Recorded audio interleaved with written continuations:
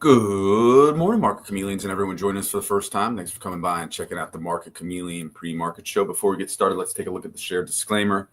Be aware that neither Market Chameleon, Dimitri, or myself are registered investment advisors or broker-dealer. If you're searching for investment advice, please reach out to a licensed professional. This show and webinar, like all our shows and webinars, are for informational purposes only concerning Market Chameleon tools and products. With that, one last look at the disclaimer. And let's welcome Dimitri Pargamonic to the show. How are you doing, D? Good morning, Will. How are you? Good. So today we're looking at the Market Chameleon Stock Screener. Yep. Let me share my screen here. And I think what we'll do is navigate to our stock screener and maybe just do a couple example screens and filters to get to know how to use the tool and how it works. And I'm going to navigate to it now. So up top, on the main menu, if you click on screeners to the left-hand side, click on stocks, and you'll come to this page. This shows the stock screener, and what you'll have is different filters up top, and you could tab through them. So when we tab through them, you'll see more filters. And at the bottom, we have a large data table with different analytics and data. And you could also tab through the table to look at different analytics. And I think what we'll do is use some of the filters to look at some technical indicators today. And let's start out on this summary page. When you read it from left to right, you could see you have the stock symbol, stock name, the price and price change, the volume, the stock volume. You have the average daily volume, and then you have this relative value. So this takes the volume on a day divided by average daily volume to get this ratio. And a higher ratio indicates that today's volume is greater than average daily volume. So the higher it is, the more unusual the volume is. If you have a low ratio, like this one is 0.7, that indicates that it's less than the average daily volume. So today, not as much activity, trading activity. Here you have the market cap of the stock, its dividend yield. So the dividend yield is looking at the last years of dividend divided by the stock to get a dividend yield, PE ratio. And then we have these two columns here, which is one is a moving average indicator. So based on the moving averages, we come up with these indicators to give us a sense of what the stock has been doing. So if it's on an uptrend, let's say all the moving indicators are pointing up, it'll say uptrend. So if you hover over it, like so, you could see BRKB, Berkshire, is currently in an uptrend, meaning all the moving averages are crossed in a way that is indicating an uptrend. Here's one on a downtrend. So ExxonMobil, this indicates that all the moving averages, let's say 20-day, 50-day, 100-day, they're all crossed in a very bearish downtrend. And then we got these other indicators here we'll talk about as we do the filters. Another indicator here is the one-day support resistance. Is the stock trading within its expected daily band, or did it break out of its daily expected range? And this is based on looking at the volatility of the stock. So we look at the daily volatility of the stock, looking at the last 20 days. And then we calculate a support and resistance level based on that standard deviation. Okay, so if you're looking at the daily volatility, what does it typically move and is it trading inside that range? You know, the expected range, if it's trading outside, let's say to the outside that range to the upside, it would say here above resistance, meaning that Microsoft traded, you know, above its expected range. So let me see if I could see that on here. I'm not sure if I have that in the chart. Okay, so over here, if you click on this info sheet next to it, this pops up Microsoft's information. So if we click on the charts, we could see it here that this red line, dotted line, is where the stock closed the previous day. The blue line is showing where the stock is trading on the day. So this is as of yesterday. We're not open yet today. So this is yesterday's chart.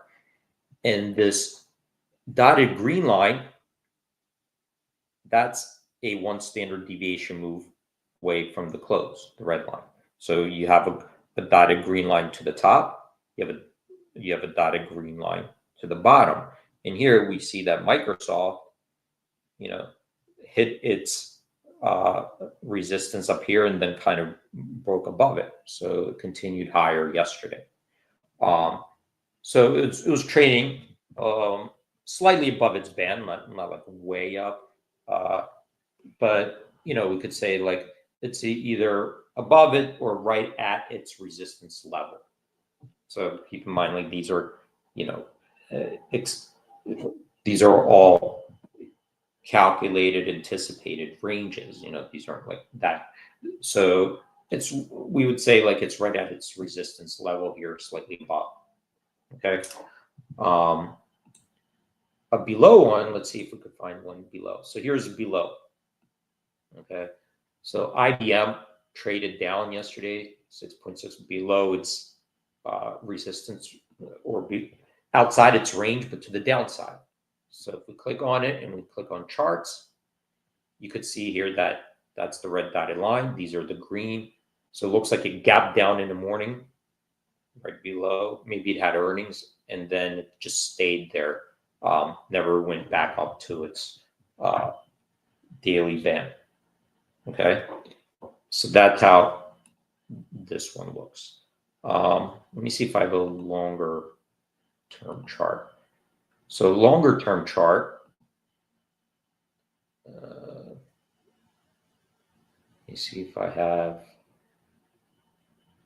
this is the longer term chart. I just don't have the moving averages here to show you how the bearish crossover works, but we could go to IBM and see what that would look like, but I'll do that a little bit later. So let me close this. And now let's say we want to filter out based on these indicators. Let's say we're looking for something that is on an uptrend, okay, like here. So we could go here to price, volume, and technicals. And wait, let me just make sure it's not in here.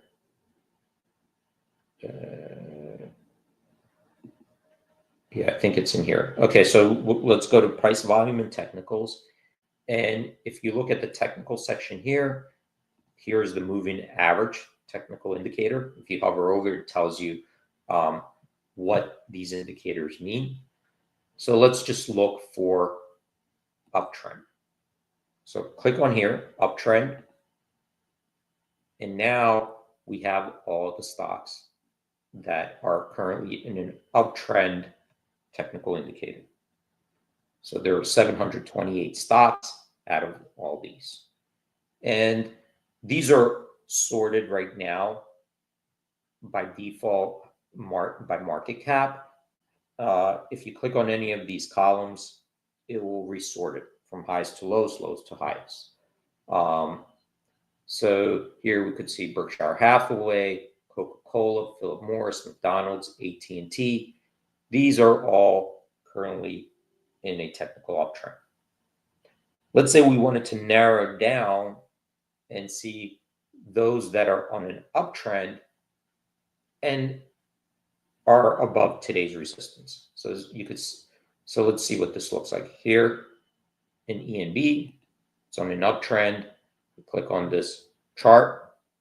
You can see here it's kind of like right at its resistance. Didn't really like break through a lot, but let's take a look at Berkshire.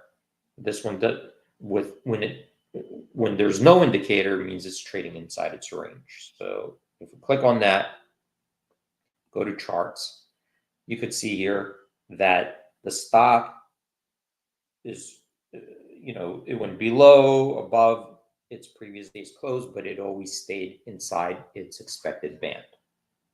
All right, so it's inside these two green lines.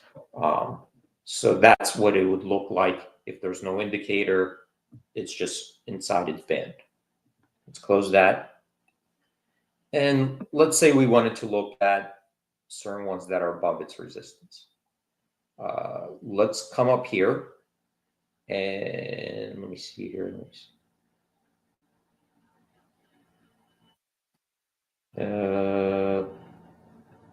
Over here, 1 day resistance, click on it. Let's click above. And now we narrowed it down. There are 118 stocks out of our over 11,000 that are currently in an uptrend. And on the day, they've also broken up above its resistance band. Okay. And this allows us just to take a look at, what's going on. Is there something maybe unusual we see? There are some ETFs in here. There are just single stocks in there. But it just kind of gives us an idea of what's going on in the market with stocks that are, look strong on a day and look strong in the most recent history. So that's quickly using those two different technical indicators. We could go the opposite way. Let's say we're looking at stocks in a downtrend. So these are stocks in a downtrend.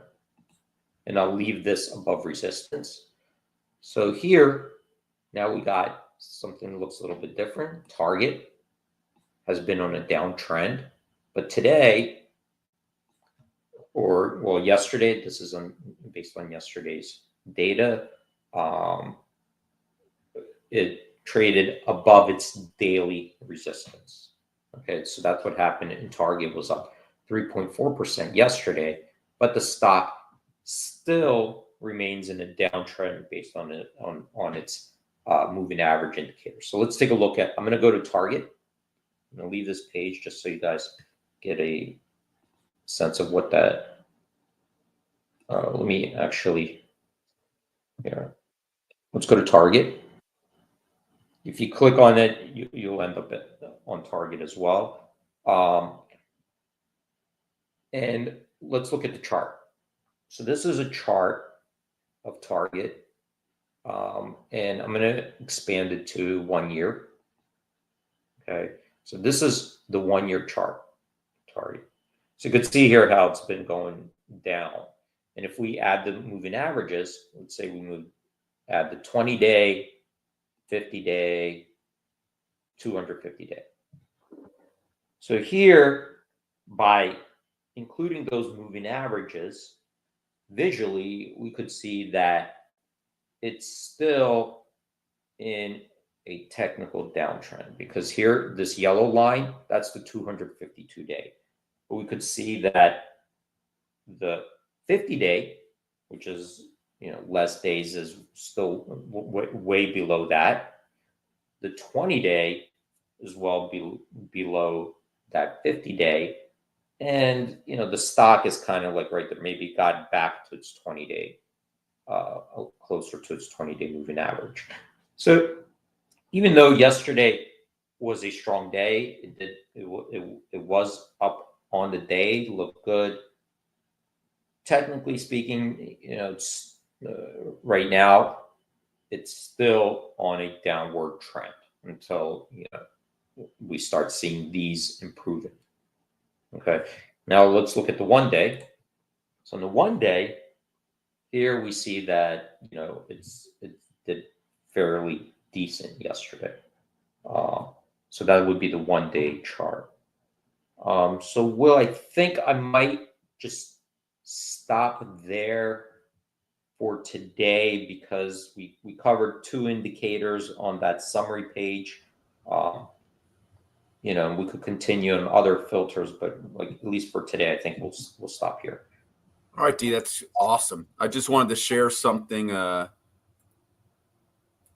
This was something Rob said earlier. Someone was asking about the premium. It was a new user and asking about the premium and whether with premium, if you get well, you can answer the question. With premium, what exactly do you get as far as the information? Is it real time or is it some sort of delay? Was the question.